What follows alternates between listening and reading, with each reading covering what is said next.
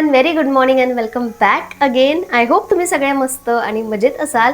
आज सॅटर्डे आहे आणि 10 वाजलेत. किती वाजले रियांश? 10 वाजले असतील.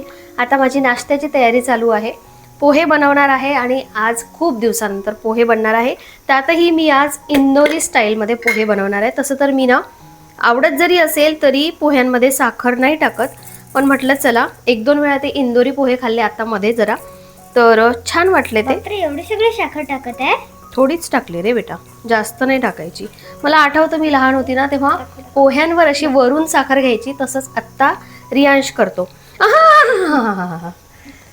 तर मटर पण जाणार आहे पोह्यांमध्ये, शेंगदाणे पण, बारीक शेव, जाड शेव नाही पाहिजे, आणि वरून कांदा पण असतो, लिंबू थोडंसं वेगळं, म्हणजे खूप यात नाही करून घ्यायचं, यातच असं मिक्स करायचं जेवढं होतं तेवढं, आणि मस्त लागतात.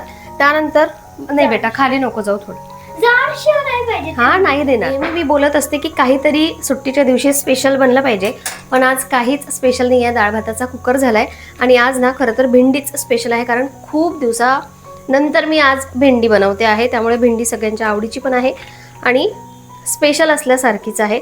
आता नाश्ता करून आम्हाला परत एका ठिकाणी बाहेर जायचं आहे आणि माहिती नाही तिकडून आल्यानंतरही आणखी एक अश्विनला त्यांच्या मम्मी पप्पांना घेऊन बाहेर जायचं आहे, तर होऊ शकतं की मी पण जाईल.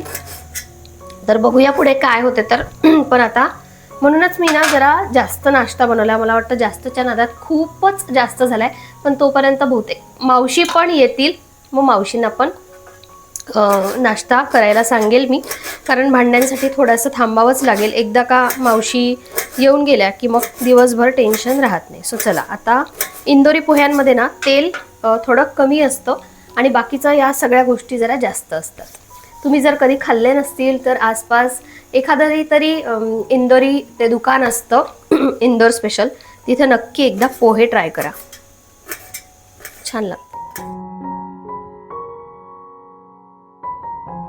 पोहे एकच बनतात, पण आमच्या तिघांच्या प्लेट्स वेगवेगळ्या दिसतात. माझी प्लेट खूप सारे शेंगदाणे असलेली, रियांशची साखर विदाऊट शेव आणि अश्विनची खूप सारे मटार, ती जाड शेव असलेली. म्हणजे तिघांचेही प्लेट्स वेगवेगळे आहेत, कोणाच्याच प्लेटमधून घ्यायची गरज पडत नाही. पोहे खाल्ले आणि झाडांना पाणी देते म्हटलं, कारण एकदा का सकाळी विसरलं की मग संध्याकाळी आठवण आली तर ठीक, नाहीतर राहून जातं. आणि मी माझ्या झाडांची केअर कशी घेते, एवढी झाडं कशी वाढलेली आहेत, कोणतं फर्टिलायझर वापरते हे तुम्ही बरेचदा विचारता. तर याआधी मी काहीच वापरत नव्हते. जे राईस वॉटर असतं ते वापरायचे आणि जे घरचं खत असतं ते वापरते. पण काही दिवसापासून मी एक प्रॉडक्ट वापरायला सुरुवात केली आहे, पण आणखी काही दिवस वापरते आणि नंतर तुमच्याशी शेअर करते. पण खरं सांगू, हे जे डायफन आहे, जे खूप छान ग्रो झालेलं आहे, क्रोटॉन आहे, त्याला खूप अशी केअरची गरजच पडत नाही. त्यावर थोडीशी वाईट फंगस लागलेली असते आणि असं पाणी टाकून ते स्वच्छ केलं ना की ती निघून जाते. म्हणूनच मी बरेचदा म्हणते की झाडांना मी आंघोळ घातली आहे, म्हणजे झाडांना मी व्यवस्थित स्वच्छ धुवून घेते. आणि फर्टिलायझर माझ्याकडे आणखी एक आहे, जे मामांच्या शेतासाठी जे वापरतात ना ते मला त्यांनी दिलं, पण ते इतकं स्ट्रॉंग आहे ना, खूप कमी वापरावं लागतं. छोट्या झाडांना घातलं ना की ते झाडच सुकून जातं. पण मी जे वापरते आहे ते आणखी काही दिवस वापरते आणि नक्कीच तुमच्याशी शेअर करेन.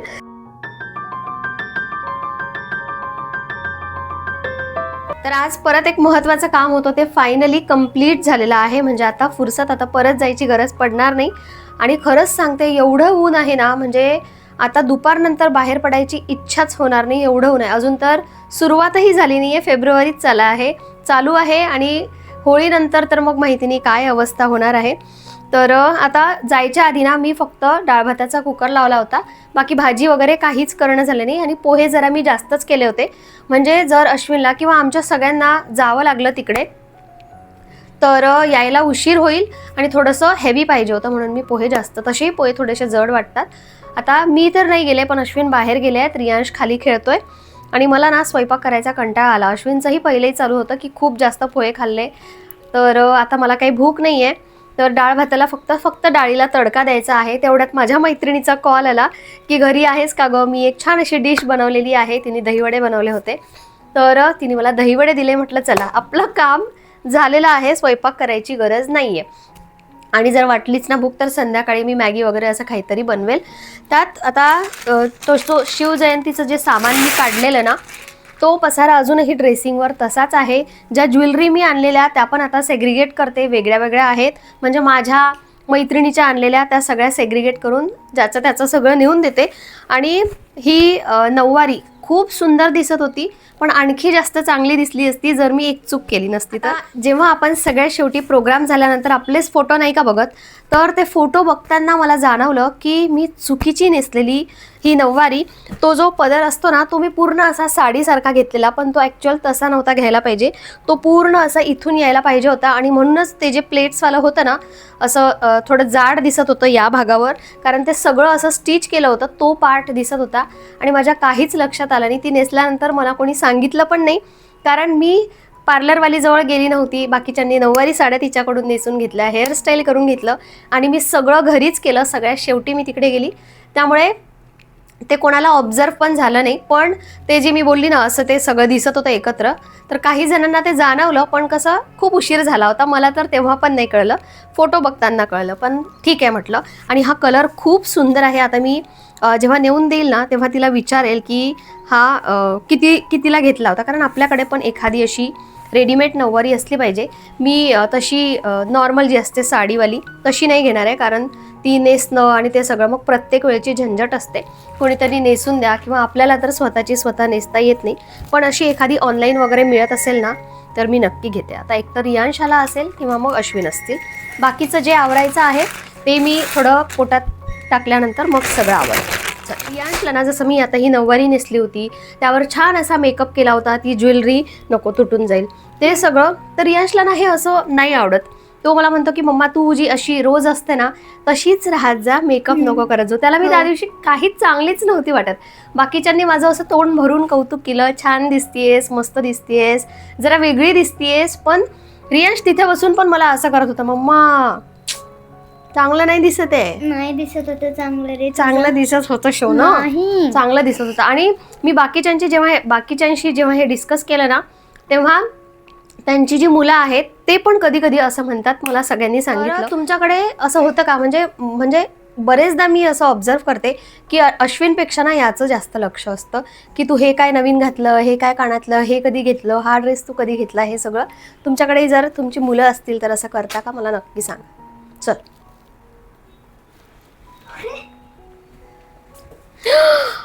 तुझे हात घाण आहे का? दाखव कुठे. नाही नाही नाही नाही, जा हात आणि पाय धुले. चला आता मी डाळीला तडका देते. थोडं टी व्ही बघत बघत मग आम्ही गप्पा गोष्टी आणि सगळं करूया. ओके,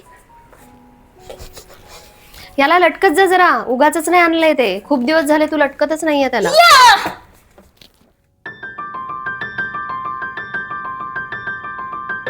थोडी पेटपूजा केली आणि सगळं आवरायला घेतलं, कारण 2-3 दिवस असंच ठेवलं ना तर यातलं काय सामान गायब होईल आणि कुठे जाईल याचा काही नेम नाही. कारण रियांशची सवय आहे, कधी तो इकडे तिकडे सामान ठेवून देतो आणि मग शोधाशोध होते. पण हे दुसऱ्यांचं सामान आहे, त्यामुळे मला आत्ता हे वेळेवर करणं गरजेचं होतं. आता ही सगळीच मुलं करतात का मला नाही माहिती, पण असे काही किस्से आहेत. जसं की मेकअप ब्रशेस आहेत, त्यातला एक ब्रश घेऊन रियांशने तो पेंटिंगसाठी यूज केला होता. तसंही एखादं काही नवीन दिसलं तर तो बघत असतो. मला तर खूप भीती वाटते, कारण माझे रेझर, आयब्रो रेझर, फेशियल रेझरही तिथेच असतात. पण अजूनपर्यंत त्याच्यासोबत त्यांनी काही छेडखानी नाही केली आहे. आणखी एक, अशाही खूप कमी स्त्रिया असतील की ज्यांचा ड्रेसिंग खूप सुटसुटीत, खूप मोकळा असेल आणि आवरायला त्यांना कंटाळा येत नसेल, कारण बऱ्याच जणींकडे बरंचसं सामान असतं.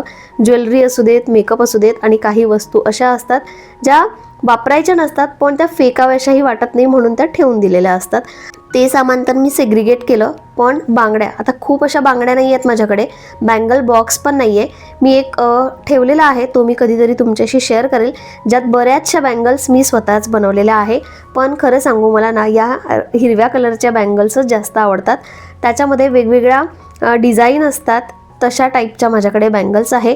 आणि म्हणूनच मी त्या खालच्या ड्रेसिंगमध्ये, म्हणजे खालच्या ड्रॉवरमध्ये ठेवल्या आहे, कारण कुठल्याही साडीवर ग्रीन बँगल्स एकदम बेस्ट दिसतात. सो मी त्या पण व्यवस्थित सेग्रिगेट करून ठेवत होते, कारण बऱ्याचशा वेगवेगळ्या प्रकारच्या आहेत माझ्याकडे. झालंच तर हे सुद्धा मी तुमच्याशी लवकरच कधीतरी शेअर करेल. परत एकदा ड्रेसिंगची वेळ आली की परत सगळा ड्रेसिंग टूर मी तुमच्याशी शेअर करेल एकदा, कारण याआधी केला होता त्याला खूप दिवस झाले. परत एकदा लवकरच शेअर करते. सकाळपासून माझं काही ना काही काम चालूच आहे, प्रोडक्टिव्ह कामं होत आहेत, पण बसायला अजिबात फुरसतीचा वेळच मिळाला नाही. रियांशचा थोडासा अभ्यास घेतला, त्यानंतर थोडं पडते म्हटलं, तेवढ्यात आमचं डिसाईड झालं की चला आपल्याला एका ठिकाणी बाहेर जायचं आहे. आणि मला असं वाटतं की अचानक ठरलेले प्लॅनच आता सक्सेसफुल होतात.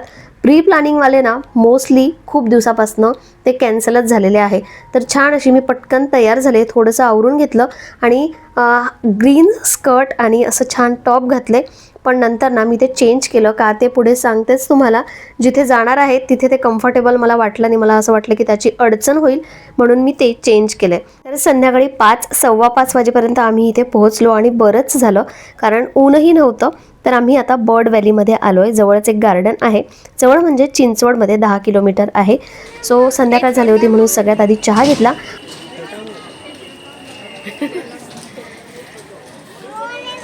अच्छा मोर आहे तो.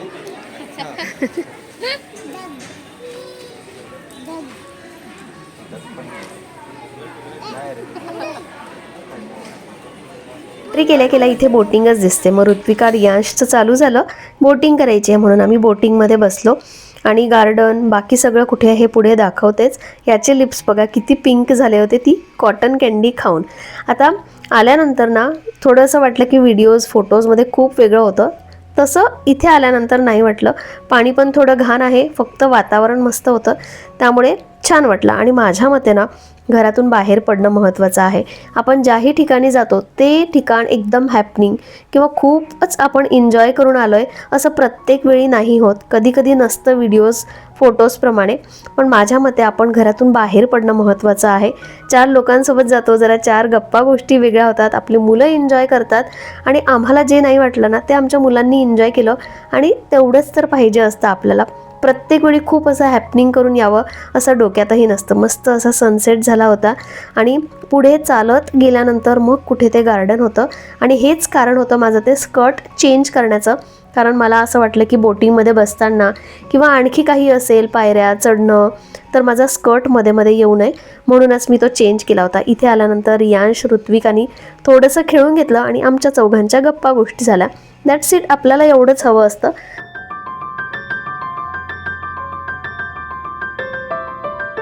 7 वाजता आम्ही इथून बाहेर पडलो, कारण यानंतर ते म्युझिकल फाउंटन शो चालू होतं, ज्याच्या तिकीट्स आम्ही काही घेतल्या नव्हत्या. बाहेर पडल्यानंतर जाम भूक लागली होती, पण वाकडमध्येच आलो.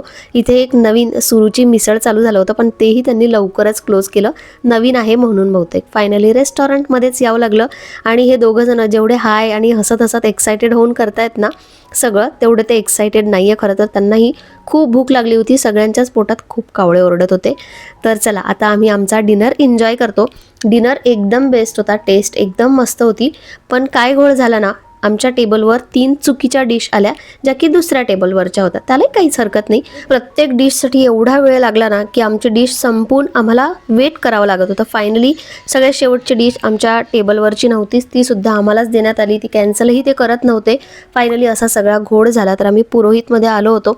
फर्स्ट टाईमच आलो. हे दत्त मंदिर रोडवरच आहे. छान आहे टेस्ट, पण असा सगळा घोळ झाला त्यामुळे सगळ्या शेवटी थोडासा मूड गेला. असं नको व्हायला होतं असं वाटलं, पण ठीक आहे. शेवटी बघा किती वाजलेत. आम्ही जवळपास 8 वाजता 8:15 वाजता त्या रेस्टॉरंटमध्ये गेलो होतो आणि एक एक डिश येत इतका सगळा उशीर झाला. म्हणजे जेवलोय की नाही जेवलं शेवटी असंच वाटत नव्हतं. असो, आजचा दिवस खूप प्रोडक्टिव्ह होता. थोडंफार एन्जॉय केलं आणि शेवटी ठीक आहे, असं होत राहतं. दिस इज लाईफ. पण चला, आजचा व्हिडिओ तुम्हाला कसा वाटला नक्की सांगा. आता यापुढे माझी काही शूट करायची हिंमत नाही आहे. ते दोघं जण तर गेलेत, चेंज करतील, हातपाय धुतील आणि झोपतील. पण आज नो वॉक, काहीच नाही. बाकी मी थोडं किचन आवरते आणि मी सुद्धा पटकन बेडवर जाते, कारण दिवसभरापासून माझं काही ना काही काम चालू आहे. तुमच्याशी मी उद्या भेटते. चला बाय.